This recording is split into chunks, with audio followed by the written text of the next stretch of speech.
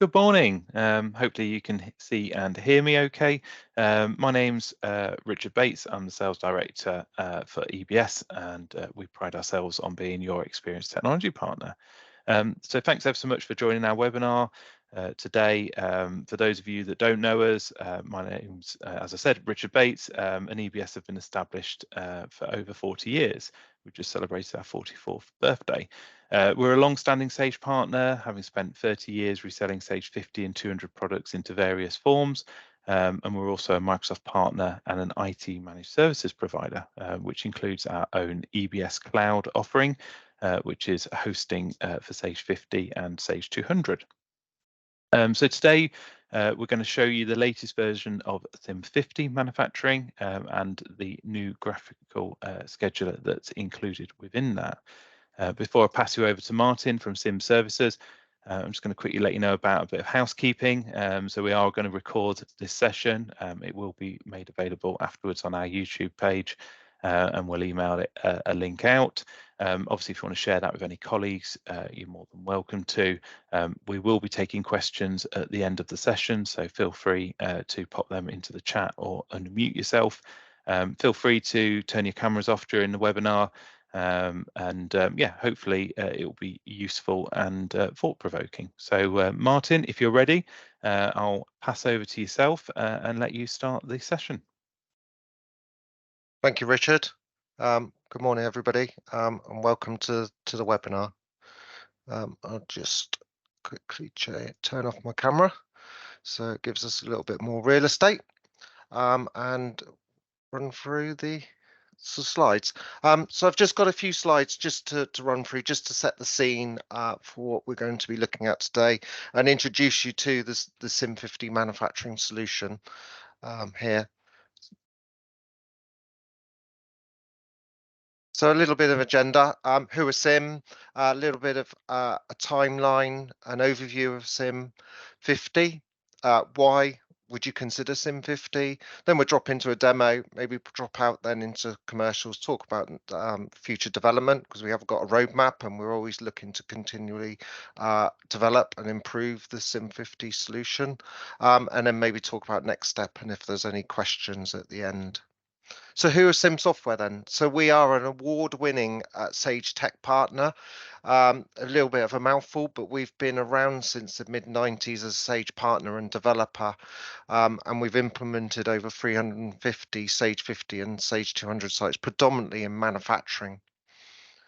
We've got a team consisting of over 150 years of experience in implementing, supporting, developing, and even using manufacturing solutions. I myself I'm a vehicle mechanic and production controller back in the day for the MOD and an aerospace engineering company.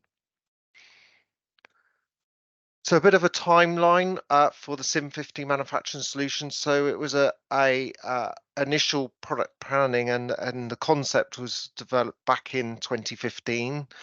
We've been very successful in implementing Sage 50 manufacturing, which was Sage's own solution, which was very successful. We supported sort of over 200 customers using the Sage 50 manufacturing.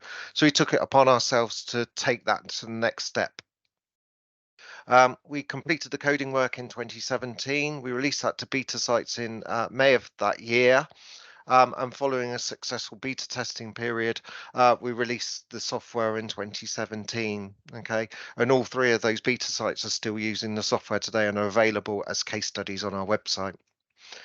And then in 2020, we became the Sage accredited solution, and we are the preferred replacement for Sage 50 manufacturing. So if you're out there and you're still using Sage 50 manufacturing, which has now been end of life by Sage, okay, we are the accredited replacement, and we are the only accredited manufacturing solution for Sage 50 accounts. Okay, and since then we've released our Cim200 manufacturing which integrates with Sage 200, and that itself has just entered onto the Sage price list as well and is now a Sage accredited solution.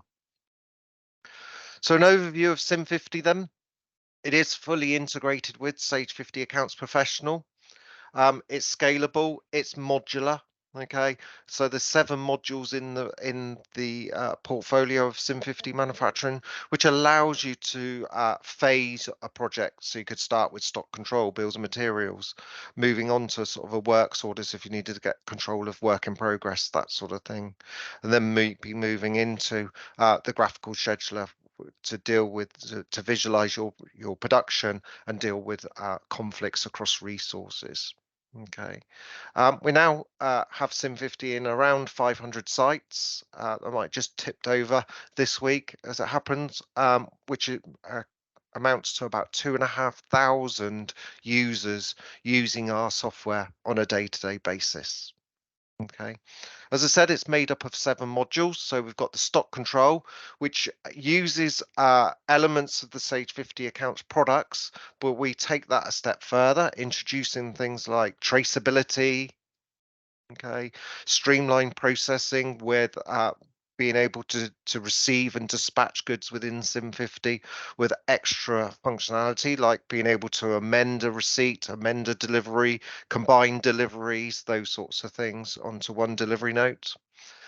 Bills and materials, again, we go much further than the Sage 50 accounts provides with unlimited levels and unlimited components, detailed costings of your bills and materials, and they don't just include components, they also include resources and resource costing and full audit functionality. We also have a works order module for managing the production, work in progress, and some rough cut capacity planning if you required that. We can produce shop floor paperwork, route cards, picking lists, and have the ability to allocate issue stock to work in progress and book actual lead times if you needed to. Okay, with timesheets and the likes. We then have the planning module, which is the MRP, Materials Requirement Planning, to deliver just in time uh, recommendations for items that we need to purchase and items that we need to manufacture and when.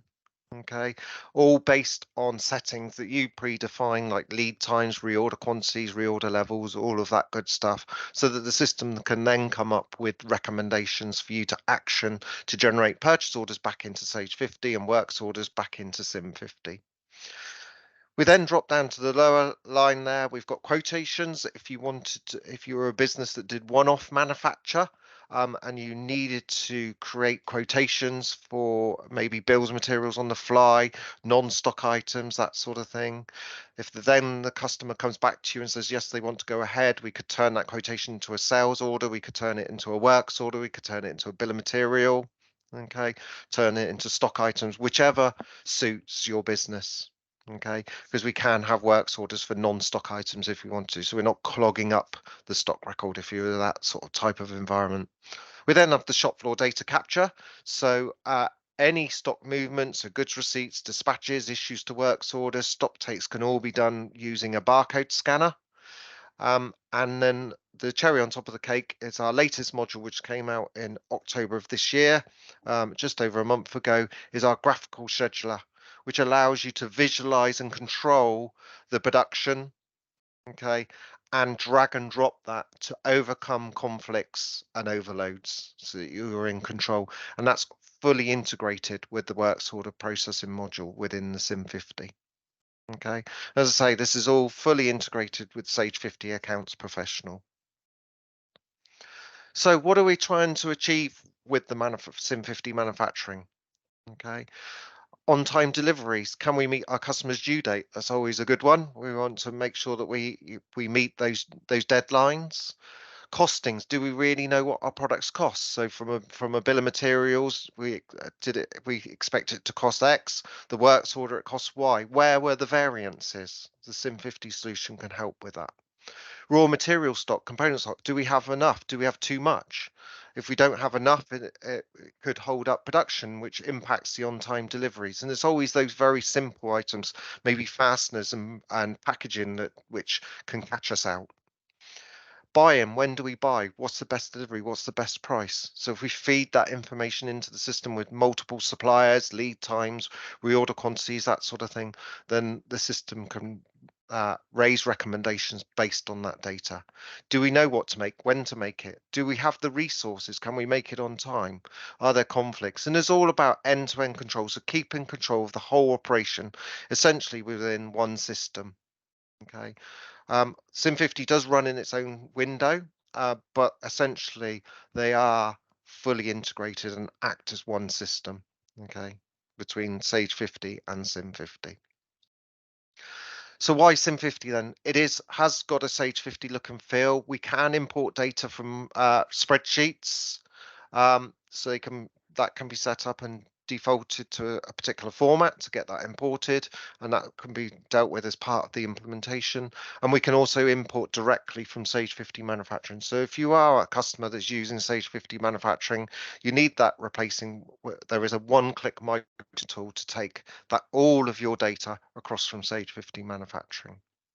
Okay. It is fully integrated with Sage 50 accounts, so all the product fields are available within Cim50. You can carry out all stock transactions within Cim50. We've got traceability, so from a control point of view, we can control the batch and serial numbers that are coming into the business, the batch and the serial numbers that are used within the business, and ultimately which batch and serial numbers are dispatched to customers. Okay, and we can track that right the way through each of the processes. We can automate certain processes such as planning and MRP, costings if you wanted to. There's the barcoding, so we can streamline those stock movements and the booking of labour times. From an analysis point of view, we've talked about costings, so bill of materials and works order costings and variances. We've got capacity planning with conflict resolution, so you can analyse that your production and deal with those conflicts within the system. And another feature we have is the carbon footprint calculator, and that's where we won one of our awards for an innovation from Sage, is that we developed a carbon footprint calculator which provides you with an alternative costing, not pounds and pence, but kg CO2 equivalent, okay, for manufacturing your products, so that you can then take those values and offset them with the carbon trust.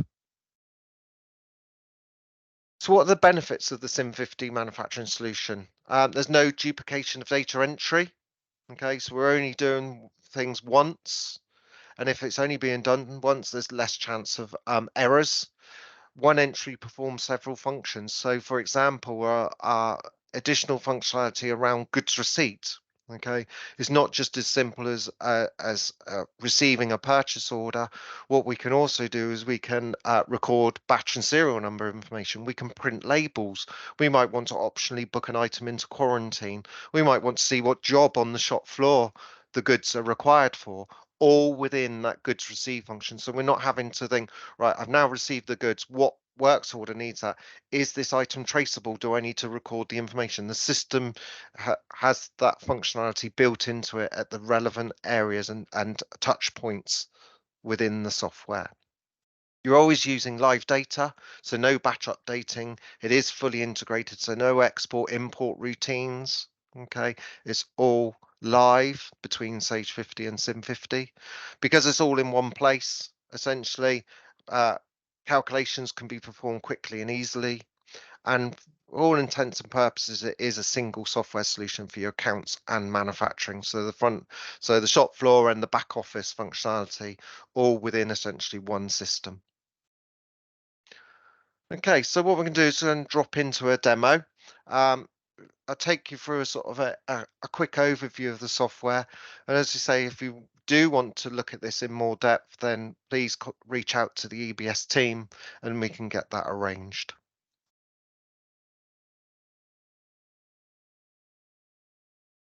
Okay, so I'm going to drop into Cim50. So we've got Sage 50 and Cim50 open today. I also had you had a little sneak peek of the graphical planner there, which I'll drop into shortly. But when we first log into the software, we're presented with our home screen, which provides us with data information, some news, some check data information, because we can get that to happen overnight, doing checks and balances between the two systems to to keep everything in check. We've got the modules down the left hand side here, so we've got stock control. I've got all of the modules available: bills and materials, planning, quotation, works orders, and the scheduler, and some dashboards. There's dashboards for each of the modules. If I go to stock control, we can see that we've got the features on the top. If I drop to bills and materials, the same is true there, and each one has new, amend, view, copy, reports, and dashboards, and the features in between. Access rights is completely granular, so any feature can be switched on and off through the access rights. So if you don't want users to be able to create new stock codes, then you can, or you might want them to be able to view them. You can just set that up within the access rights. You can set your own workspace through columns, so you can build your own workspace. You can set up filters, and this runs right the way through the system. So if I'm only interested in items in stock, and we can then filter down to individual items. I'm only looking for oak, so it's looked in the fields which are available on the screen to find the words oak. The data set that we're using today is office furniture, because everybody's pretty much, I would say, are sat by a desk, so they can relate to the desk. If I move down my list, I've found the item that I'm interested in, and we can see that we've got values on here from quantities in stock, allocated, free stock, quantities on order, as well as descriptions, categories, that sort of thing, whether it's traceable or not, cost prices. And what I can then do is, rather than having to sort of guess at what orders and etc. are making up these values, I can go into what we call the profile, which will break those figures down and give me access to the actual orders. So we can see here that we've got 20 on order on purchase orders. Purchase order number 12 due tomorrow. Okay, and I can, just to show you some of the level of integration that we've got with Sage 50, if I click on view order, Sage 50 then highlights to me that there's a screen that's being opened and pops up the purchase order. Okay, so I can see that we've got some timber, and we've also got some cupboards that are coming in on the same purchase order, and this is a purchase order from Sage, so that purchase order functionality and sales order functionality doesn't change if we're already using those. I can also interrogate the system further, so I can see that there's some works order. This item is on a works order as a component, so we've got some desktops here. Quantity required, 190, 90 allocated, 100 outstanding. So it's given us visibility of where this stock is being used and where it needs to be used. If I'd issued any, then they would be included in the work in progress valuation, the WIP quantity there. Okay, and again, I can go off and view the order. If there were any sales orders for this item, I could see that as well, but as it's a component, there are no sales orders. I can then move down to the profile. This gives us a running balance of the stock. So 310 free stock, 20 coming in tomorrow, 100 being used. Okay, therefore I'm going to be left with 230. There's also statistics on time and in full values and cost invariances if you needed to, and the stock history from Sage. So whenever we do a stock movement within Cim50, this is being updated into Sage. Sage is still your stock master file for stock history, movement reporting, okay, stock valuations. Sage is still doing all of that good stuff for you. There's no need to replace that. We're just adding functionality where it's relevant for manufacturing companies, okay, to streamline that area of the business. So if I move back to my list, then I'm not going to dwell too much on the item itself, but just sort of move through some of the fields and show you some of the functionality that will be coming up. So we've got a number of fields here. So there's a mixture of Sage 50 fields and Cim50 fields. We can say where we're going to store the item, whether it goes into quarantine by default. Do we print labels? Okay, we can have images. We've got financial information which is coming from Sage, so nominal codes, tax codes, cost prices, etc. Traceability, so is it a traceable item or not? Batch or serial number or non-traceable? You can be selective by item. Multiple suppliers with their own lead times, cost prices, etc. and price breaks if that was relevant. Units of measure, so we can buy maybe in stock in each, but using meters, millimeters and centimeters. So, or you might buy a box of 100 but use in each. The MRP and planning tab is where we can set up things like reorder quantities, reorder levels, batching rules, aggregation rules, whether we aggregate items together. Alerts, we can set up alerts so they pop up in various areas of the software, maybe on goods receipt. We might want a message to pop up to say that this is to spec, and is exactly what I'm going to be doing. And we'll see that shortly. We can attach files, documents, drawings, that sort of thing to our products. Additional information for certificate conformities and dispatch note comments. Analysis codes are 20 custom fields. Audit log, so if I make a change to a product, it will be captured in the audit log. So these are all the changes that are taken place with this item over a period of time. Stock history, which we saw before, and then the batches. So this item is batch traceable, so I can see the individual batches, where they're stored, how many are in stock, supplier batch numbers, and the likes. Okay, and the history, which is relevant to that item. So if you remember, we got 20 in stock. So if I go to external and I receive the stock in, okay, I could do it by order number, by product. Okay, so I'm going to do it by order number. Display, we can see there's our timber and our cupboards. The cupboards is defaulting to go into quarantine because we obviously might have an issue with those, and it's been deemed that we need to inspect them before we move them into free stock. I'm going to receive 10 of those. There's our alert popping up to say to check that the timber is to spec. It's recognized that this item is traceable, so I can, and it's auto-generated. I'm going to enter a supplier's batch number. I could split that batch if I wanted to. I can attach documents, so it might be a CFC or a document or something like that. So I'm just going to put an old logo in there so we can view that attachment. Okay, and that stays with that batch or serial number for its life. Confirm that. I could see if there's a works order that need this. So at goods receipt, I could be in the goods receipt area and recognize that I need to route this material out to the shop floor. Receive those. I can print goods received notes, which can be laid out how you want them to be laid out. Can be formatted in how you want them to be formatted. Likewise, because I've told the system to do so for this item, it is giving me the option to print labels.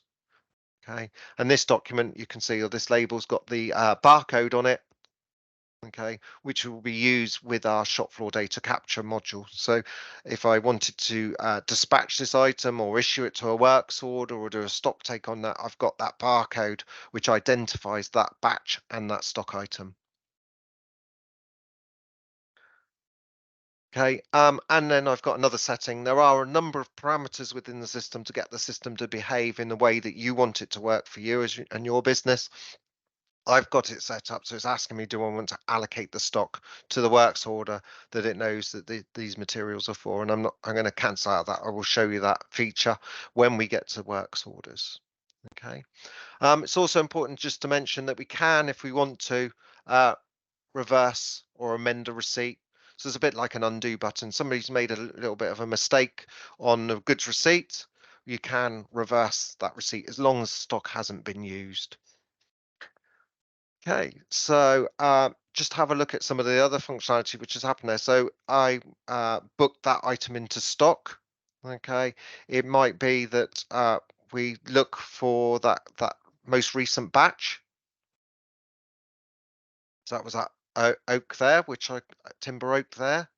Okay, I could search it by stock code, supplier batch number, by location, and the like. So I can view that detail. We can see header information, costings, did it go into quarantine or not, history, so we can see where it came from. So you've got full traceability at batch or serial number level. We can adjust batches. If it's non-traceable, then it won't give me the option to choose the batch that I want to make that adjustment. So we can transfer it from one bin location to another. We can amend the details, move it to quarantine. If you're using projects, we can issue to projects as well using traceability.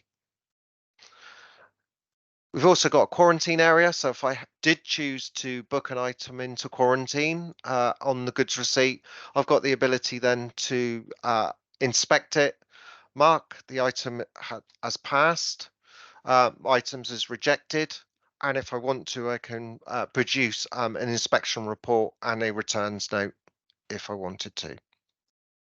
And that would all get moved across to history when I do that. We've also got stock take, which allows us to create counts. So I can create a count. I can be specific about items or specific locations if I want to, bin locations. And that count, we can either print count sheets.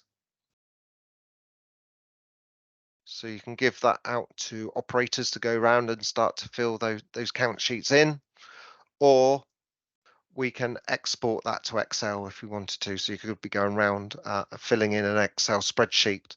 And this is in the correct format to be able to be imported back in. So I could be completing these values and importing that back in. Okay, so nice and easy to use. While I've got items in the stock take, I've got a setting switched on that's not allowing me to do any stock movements. If I go back to the stock take, I can update that because I can import the figures. I can update the count. So maybe I'll enter a value. That's now got a variance there. I could save the progress. I'm going to update the count. I'm going to say, yes, it is complete. And I'm ignoring the uncounted items. I'm doing this by exception. So time permitting, that's now moved into history.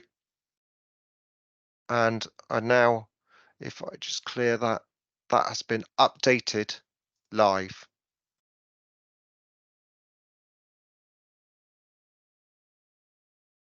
1,399, and if I view that stock item, the history has all been updated with the stock take with today's date on it and the reference.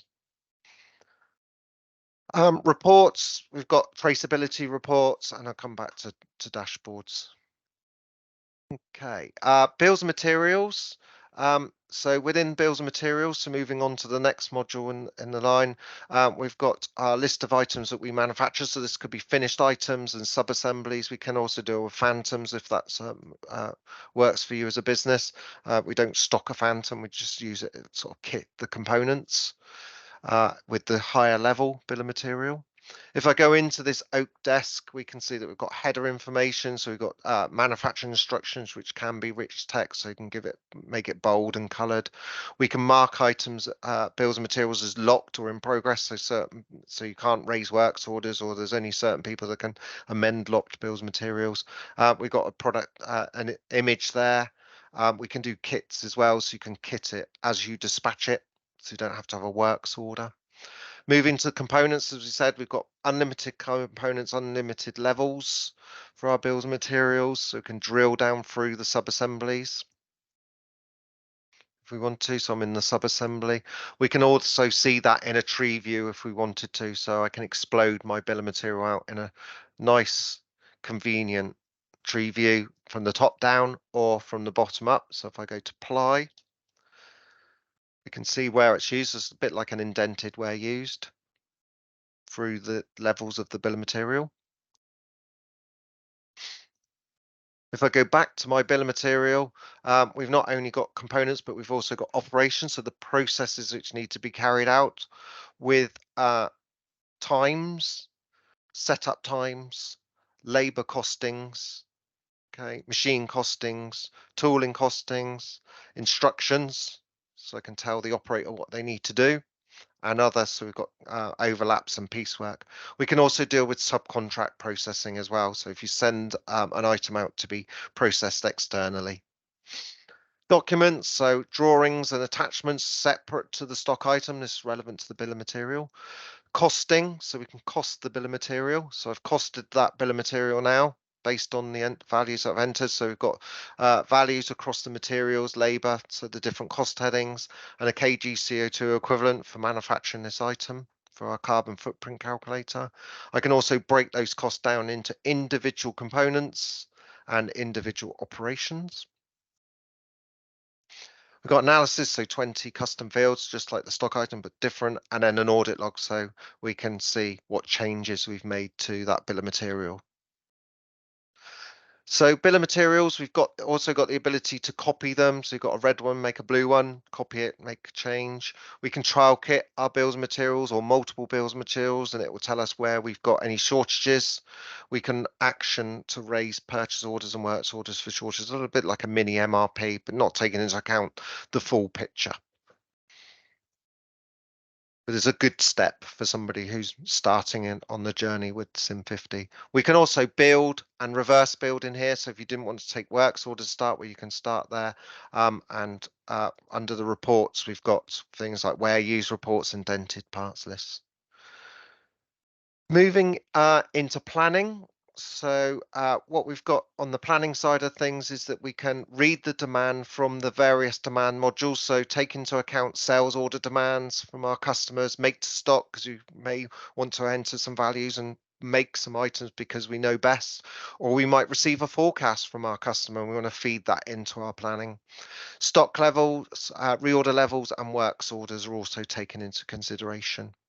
We get a summary of what's been included and excluded, and when we look at what's been included, we can see that we've got items below the reorder level, some sales orders and some works orders are being included, and we can check that we're happy with the dates.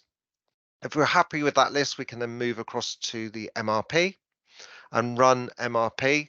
Again, I'm looking into the future. I'm looking 6 months. That's what I've decided to set this system up to look.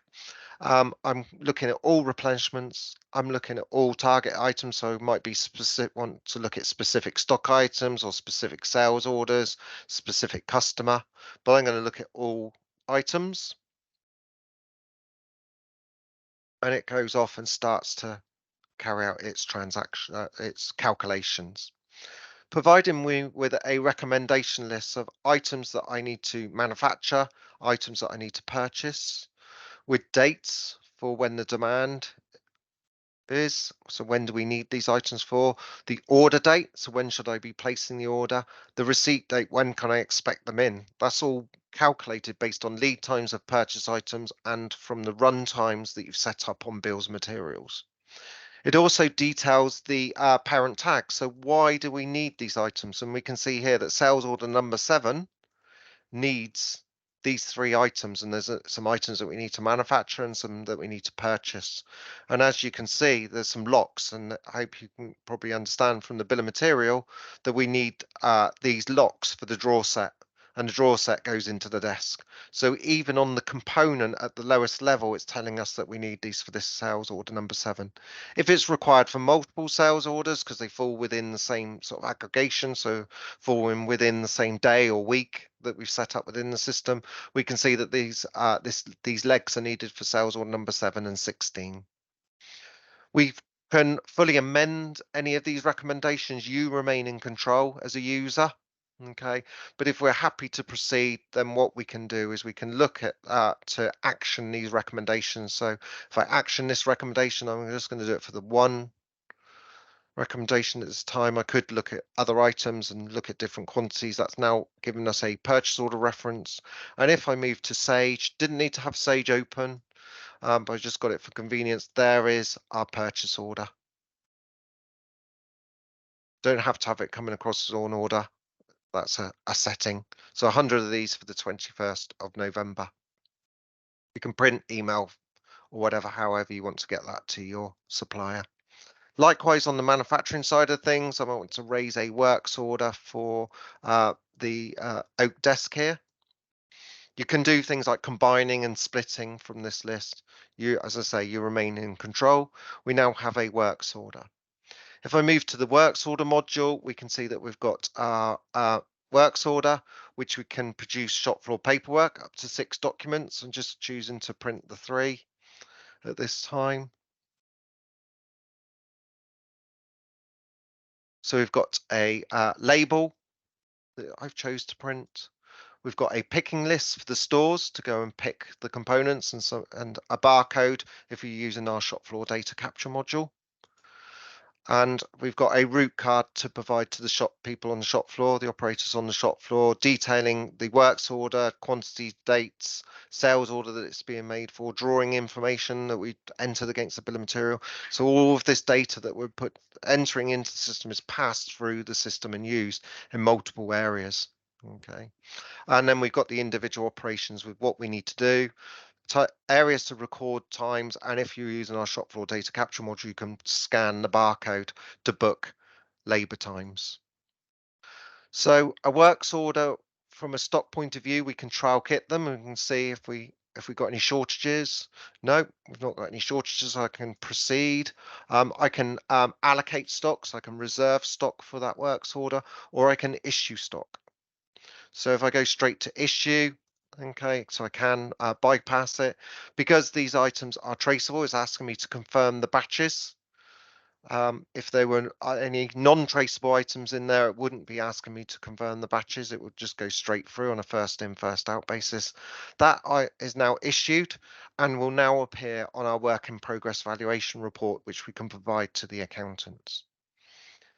So we also have options in here to book labor times by operation or timesheet. We can process subcontract operations. So we need to powder coat these legs so it can send raise purchase orders to our subcontractor, dispatch the goods to our subcontractor, receive them back into work in progress if we want to from this area of the software. Okay. Carbon footprint calculator will come up with the values that we can calculate to offset values with the carbon trust, if that's a route that you wanted to take. If I've issued these items, I'm going to complete that works order. Okay, just drop into there. I'm not going to book it into quarantine, but I'm completing all of them because it says that I've issued enough material. You can part complete, you can over complete depending on settings that you've decided to set within your system. I've not booked any labour time, so it's just asking me, do I want to use the standard times? It's recognised that it's traceable, that's not auto-generated, so it's asking me to enter a batch number. Still have all of the functionality to be able to attach documents, so if there's a test certificate or something that you wanted to attach to the batch or serial number, then you could.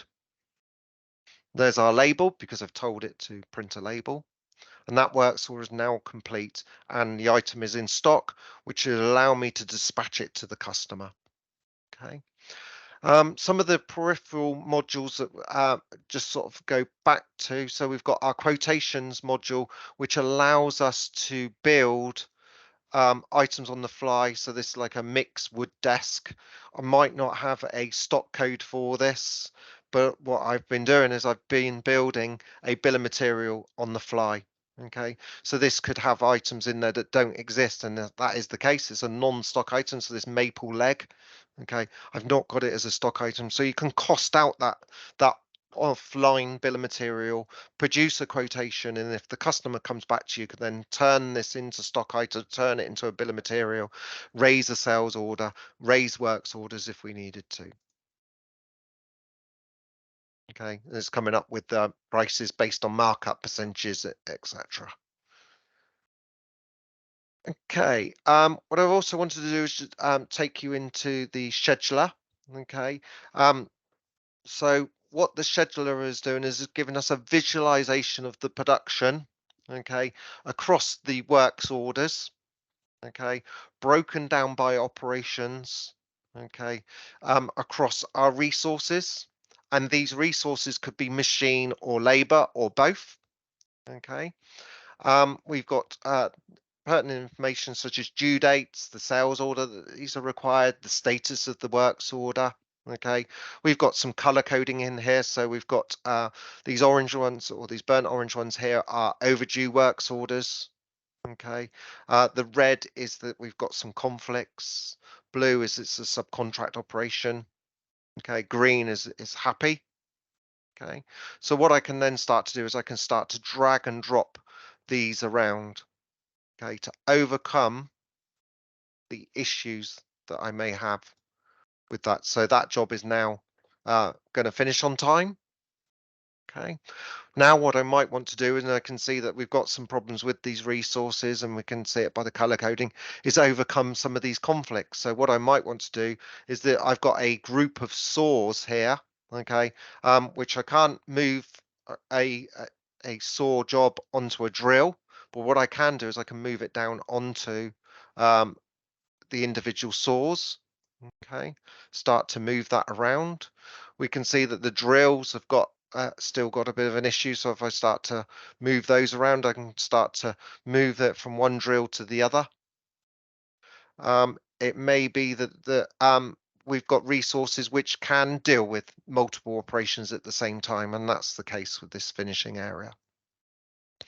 But then what we have got is we've got an edging machine down here, which can only take one job at a time. So what I may want to do is start to move around these operations to overcome those conflicts, from which I've now done. Just by tweaking that slightly, that's overcome that conflict and dealt with that for me. So we now no longer have any conflicts within there.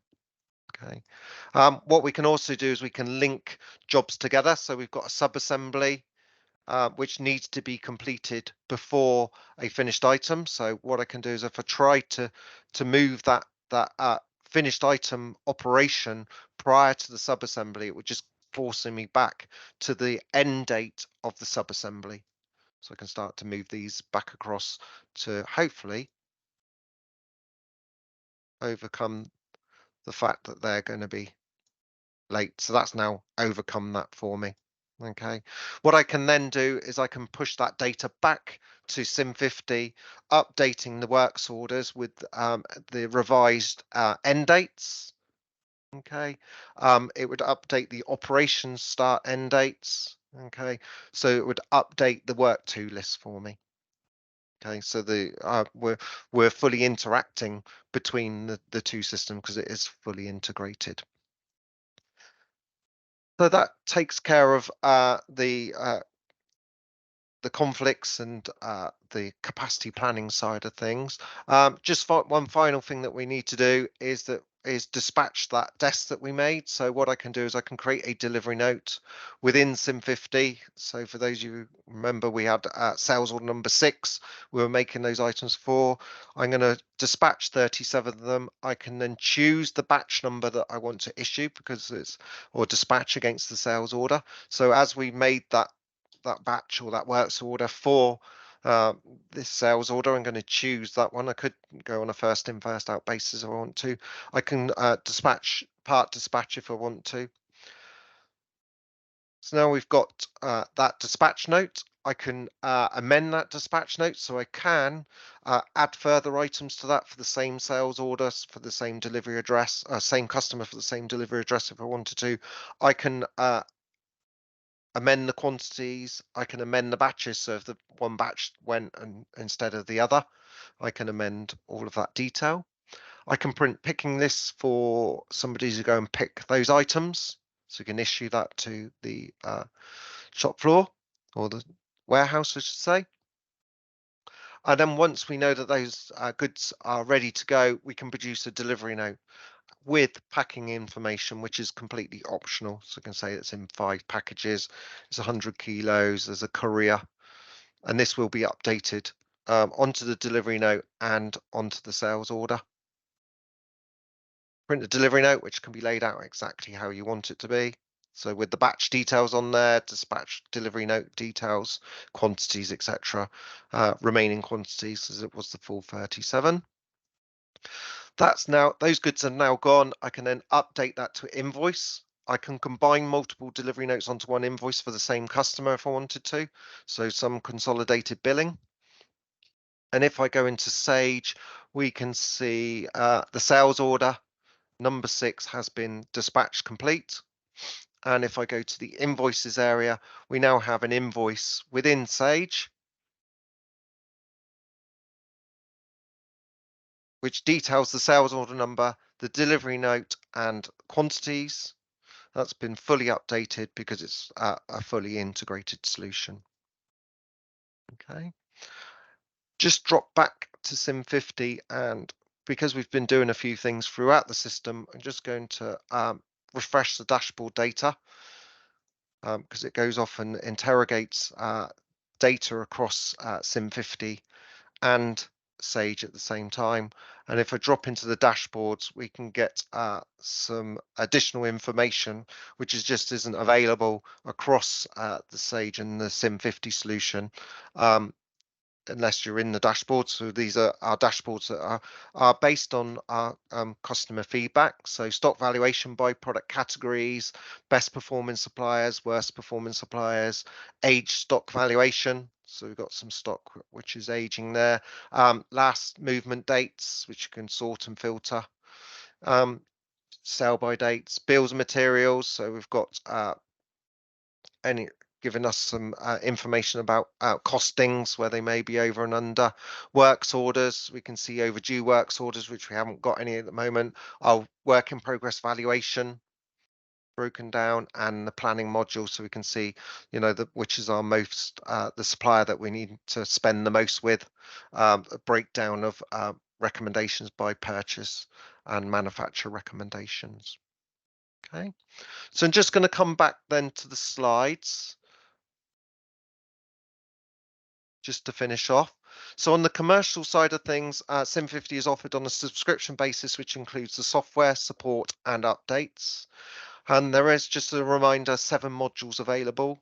The user counts are concurrent, and you can buy one, subscribe to 1, 2, 3, right up to as many as you need. But generally, around the most is around the sort of the 20 mark. Okay, good, because of the Sage 50 side of things. The price will depend on the modules and the number of users taking. So if you are interested in Cim50, get in contact with EBS and they'll be able to provide a quotation for you. And as far as installation training and consultancy is concerned, to help you get the most out of your software and your investment, we generally say between sort of 4 and 10 days, and that depends on the number of users and the modules and what solution that you're coming from, and how much help you require really, and what you want us to do. As far as future development is concerned, we've just gone through a release cycle. So October brought about our graphical scheduler, but we have got plans for the future for a 2025 release, which is due in October of next year, for further picking list functionality, the ability to trial kit sales orders. Okay, so interrogate, not just say, I want to trial kit an oak desk, a pine desk, and a walnut desk. Pick up a sales order and trial kit the sales order to see what shortages we've got for a particular sales order. Default layouts and quick prints, so carrying over some of the functionality that you get within Sage 50, where you can quick print a purchase order or an invoice. Batch updating of recommendations in MRP, so you're not having to go into individual recommendations, maybe to change the supplier that you're going to choose this time. And then a number of enhancements based on customer feedback, because we have got a wish list that people can add wishes to, and we also have a roadmap available on our website. We're also considering in the future other modules around service and maintenance and warranty, those sorts of things. And just as a reminder, we do have Cim200 Manufacturing, which does integrate with Sage 200 Professional. I suppose all that's left to do is just to say thank you and ask you if there are any questions. But following this, the team from EBS will be in contact. But if you do have any queries, there is an email address there, hello@ebs.tech. And if you do need any more information, please feel free to visit the cim50.co.uk website or ebs.tech. Thank you very much. Brilliant. Thanks ever so much, Martin. I'm just going to have a quick look to see if we've got any questions. Darren, you're on questions. Is there anything that's come in? Yeah, I mean, there's a couple of things we may have covered, but does Cim50 provide capacity planning of labour and machines resources? Yes, so the capacity planning, so you've got 2 flavors. So you've got rough cut capacity planning and the works order module. So if you just took the works order module, you get rough cut capacity planning for labor and resources. So you can say, I've got 8 hours available, and it will tell you whether you're over or under resourced. And then our graphical scheduler provides provides a visual representation of your production based on labour and machine resources, or both. Okay, hopefully that answers that question. I've got a couple more here. Do works orders need to be raised for stock items, and can unique items be manufactured? Yes. So the works order module doesn't have to be just based on a bill of material. Okay, you can raise one-off works orders. They can either come from the quotations module, okay, or you can create a one-off works order on the fly for a non-stock item. So therefore, you're not clogging up the database with product codes and bills of materials that you may never use again. And can labour be booked from the shop floor using a barcode reader? I know you covered off the documents. Yes. With the barcodes on them. Yes. So the shop floor data capture. Okay. You've got various options. So you can either book on and book off using the barcode. Okay. So the operator would go up using the paperwork, scan onto the operation / works order, and that operation also includes the works order in there. So there's only one scan. Okay. You go off and carry out that process. And then when you come back, you scan off and the system will calculate the lapse time. Okay. Or you've got the option just to come back and say, this is the job the operation that I carried out, and this is how much time I took. Okay. So that makes it more real time.